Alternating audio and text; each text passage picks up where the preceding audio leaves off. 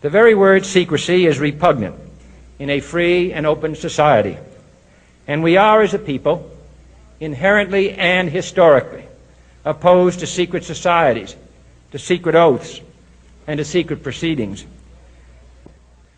For we are opposed around the world by a monolithic and ruthless conspiracy that relies primarily on covert means for expanding its sphere of influence, on infiltration instead of invasion, on subversion instead of elections, on intimidation instead of free choice, on guerrillas by night instead of armies by day. It is a system which has conscripted vast human and material resources into the building of a tightly knit, highly efficient machine that combines military, diplomatic, intelligence, economic, scientific, and political operations. Its preparations are concealed, not published. Its mistakes are buried, not headlined. Its dissenters are silenced, not praised. No expenditure is questioned, no rumor is printed, no secret is revealed. What you just heard was a warning from former President John F. Kennedy, who told of secret societies that are ruling from behind the scenes. These are the same secret societies that I've talked about here on my channel. And that is the speech that got him assassinated all those years ago. And I wanted to just bring it back up so we could understand that these ancient warnings from people, high politicians, leaders, presidents, and all kinds of influential people in our history's past have already told you that these things exist, that there's an international order and body attempting to rule and kind of take over from under the radar. Well, he's not the only one that sounded warnings. I want to play next a clip from Robert Welch. He is the founder of the Birch Society. Now, what you're about to hear is a message from him from 1958. 1958, that is a while ago, and he's warning America that our freedoms and our sovereignty are at stake because of an international order. He says international organization that is about to take away our freedoms. Take a listen to that clip. A part of that plan, of course, is to induce the gradual surrender of American sovereignty, piece by piece and step by step, to various international organizations, of which the United Nations is the outstanding but far from the only example. Not my words, but those are the words from, again, Robert Welch from the John Birch Society. He was the founder of it. Now, whether or not you agree with that society is aside from the point. The fact is that these are warnings, and we already see them coming to pass. Now, the next clip that I want to play for you, it's 10 different things that Robert Welch said would happen to America in the near future, and every single one of them have already transpired and are coming to pass, and these he was trying to prevent from happening. But it's a list of 10 things in which this governing body wanted to push. Here's the first one. 1. Greatly expanded government spending for every conceivable means of getting rid of ever larger sums of American money as wastefully as possible. Expand government spending. I think with our debt clock ticking the way that it is, that absolutely has happened. Here's the next one. 2. Higher and then much higher taxes. Higher taxes. Well, now we've gotten to the point where the left think that we need to pay more and more taxes. So it's like people believe that we need to pay taxes and we're not paying a fair share because we're living A-OK lives. Well, the truth of the matter is, if we go back to our founding fathers, the Boston Tea Party was started for a lot less taxes than what we have today. So we are absolutely at that breaking point. Here's number 3. 3. An increasingly unbalanced budget, despite the higher taxes. Unbalanced budget. I don't think I have to say much about that one, because we definitely are doing spending in places that we shouldn't, on things that we shouldn't. I remember there was a list that I reviewed on my channel before where they were sending money to tortoises that were endangered. However, the money never even was really going there. This is the kind of wasteful spending that we see in our government on a daily basis, and hundreds of these, if not thousands of these programs exist. So check. Here's the next one. 4, wild inflation of our currency. Inflation, absolutely. If we go back to 1958, well, when gas was a lot less, if you will, we used to pay 25 cents for gas when I was a child. Now we're up to about $3. Number 5. 5, government controls of prices, wages, and materials, supposedly to combat inflation. Government control of prices. Well, they do a lot of approvals and things through the FDA.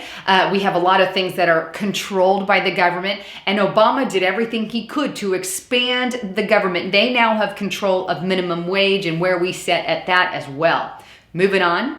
6, greatly increased socialistic controls over every operation of our economy and every activity of our daily lives. This is to be accompanied naturally and automatically by a correspondingly huge increase in the size of our bureaucracy and in both the cost and reach of our domestic government.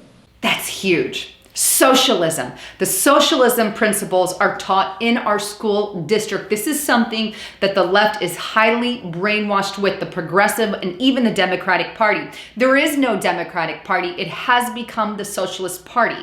They took it over years and years ago, and even some of the Democratic principles have been slided over into the Republican side. So the Republican side has become more Democratic. The conservatives, if you will, are your true old Republicans, and there is no Democratic Party anymore because that is the Socialist Progressive Party in which they push the socialism ideas. So check. 7, far more centralization of power in Washington and the practical elimination of our state lines. There is a many-faceted drive at work to have our state lines eventually mean no more within the nation than our county lines do now within the states. Eliminate state lines. Can you imagine? I beg the fact that not only do they want to eliminate the state lines and boundaries, but they also want to eliminate the international lines and boundaries. This is why the left is such in a rage over Donald Trump building his wall in between Mexico and America there, because they don't want borders. They don't want them anywhere. They want to push the New World Order principle and take them off altogether. Here's the next one. 8, the steady advance of federal aid to and control over our educational system, leading to complete federalization of our public education. Does Common Core ring a bell? Number 8, taking control of the education system. Another check mark that can absolutely be checked because our education system is under the control of the government. This all happened years ago with Communist Core. This is a United Nations curriculum pushed from the UN, which we warned about, or was warned about in the beginning of this video, and I've been warning about. But to have this communist style core, Common Core, Communist Core, that's what I call it, ideals in our school districts makes this brainwashing easy. Because as you're going to hear in a moment, in the next few clips I'm going to play in a little while, it takes 15 years to brainwash a generation. Why does it take 15 years to brainwash a generation? Because you're teaching your kids in the school system a certain mentality. And this is exactly what was accomplished through Common Core. Let's push the ideals and philosophy of fake global warming, of Agenda 21 principles, of demoralization, getting them kind of where they're manipulatable. And all these things are taught in our schools to demoralize the country and get them on that ground. So absolutely checked on that one. Here's number 9.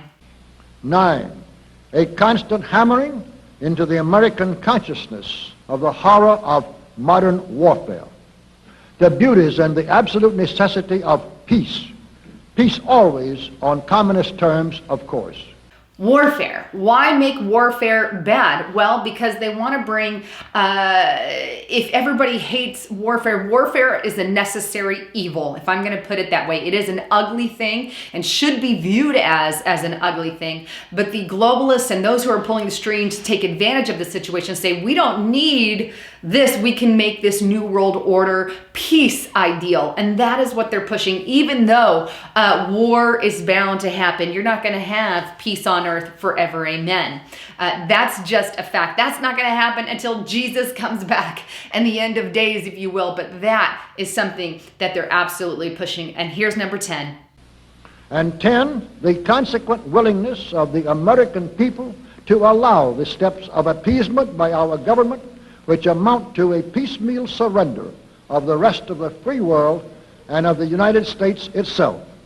Basically, a new world order. That's what they're looking at. An international order, as they like to call it today. A one world order was the original name there, but the ultimate idea is to get us to that lackadaisical state so we are open and acceptable to what they want.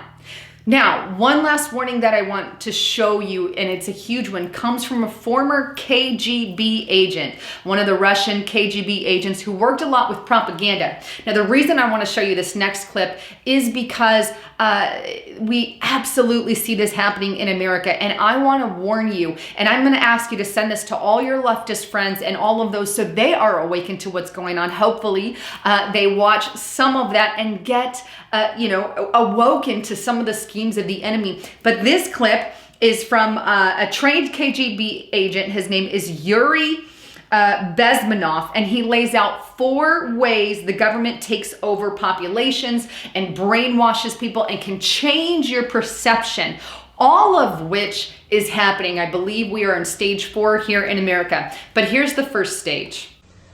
The first one being demoralization. It takes from 15 to 20 years to demoralize a nation. Why that many years? Because this is the minimum number of years which requires to educate one generation of students in the country of your enemy, exposed to the ideology of the enemy. In other words, Marxism-Leninism ideology is being pumped into the soft heads of at least 3 generations of American students. Demoralization. When we talk about this, or I've talked about this on my channel, this is just basically the entire agenda is to get them so focused on drugs, alcohol, on promiscuity and everything under the sun that they're easily entertained to death, if you will, and can be easily controlled or swayed. They're not paying attention to politics.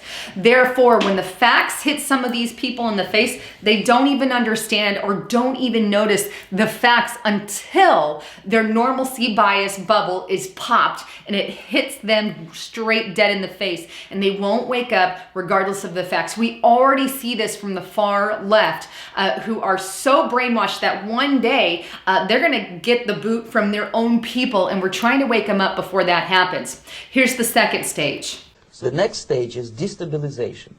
This time, subverter does not care about your ideas and the patterns of your consumption. Whether you eat junk food and get fat and flabby, it doesn't matter anymore. This time, and it takes only from 2 to 5 years to destabilize a nation, what matters is essentials: economy, foreign relations, defense systems. Destabilization. I beg that we are already there. They have destabilized our economy. This was hugely done over even Bush. It started with Bush and Obama because he has pushed us into trillions and trillions of dollars in debt. He destabilized our economy. Trump's attempting to revive that. If it's even revivable, I'm not sure it is at all. But we have foreign intelligence. They're messing with those relations there as well. And not to mention, he also said the defense system. So lots of things destabilized here in America. Number 3. The next stage, of course, is crisis. It may take only up to 6 weeks to bring a country to the verge of crisis. You can see it in Central America now.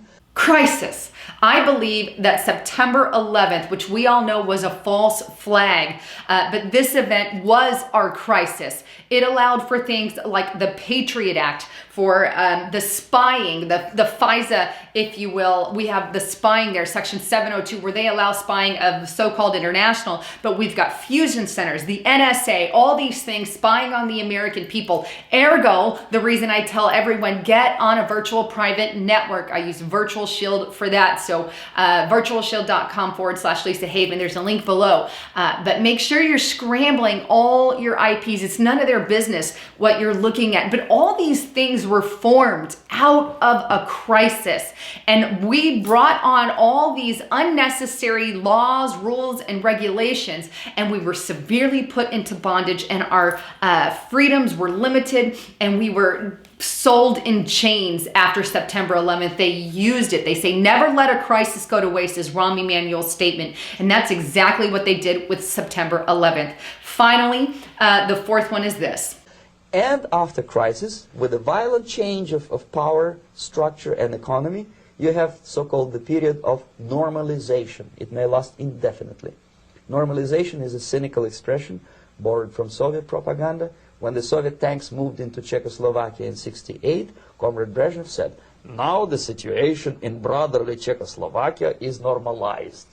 This is what will happen in the United States if you allow all these schmucks to bring the country to crisis, to promise people all kind of goodies and the paradise on earth, to destabilize your economy, to eliminate the principle of free market competition, and to put a big brother government in Washington, D.C. Well, in the end, make it all normal and make everybody happy by giving them goodies and handouts from the U.S. government. Well, that's something that we see, again, pushed by the Democratic Party, pushed by the left. Can we maybe say that those in the upper ranks of the government, not all of them actually, but those in the Democratic progressive side are agents of this new world order? They're not American citizens. They don't care about the betterment of America. They care about this international organization that they're a part of. There are plants and agents here in America working against the American people, and they're infiltrated in the Democratic Party under the progressive stamp, under the socialism stamp, and they're not here to make America better. They're here to destabilize, to demoralize, to bring crisis, and then pretend like it's all normal. And they do it by keeping you sidetracked, by giving you goodies and everything under the sun. Well, I wanted to bring this to you because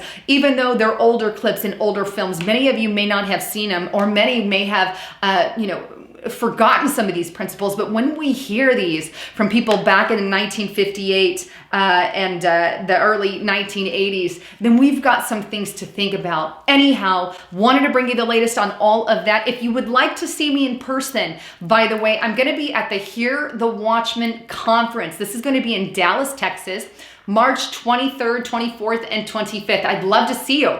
You can use the code HAVEN20 to get $20 off your ticket. They have hotels as well. And then if you can't make it, there is a live stream option, which you can get 20% off the live stream option using code HAVEN20. So make sure you go to hearthewatchman.com and subscribe there to the event, or come check out the event. I'd love to meet you in person.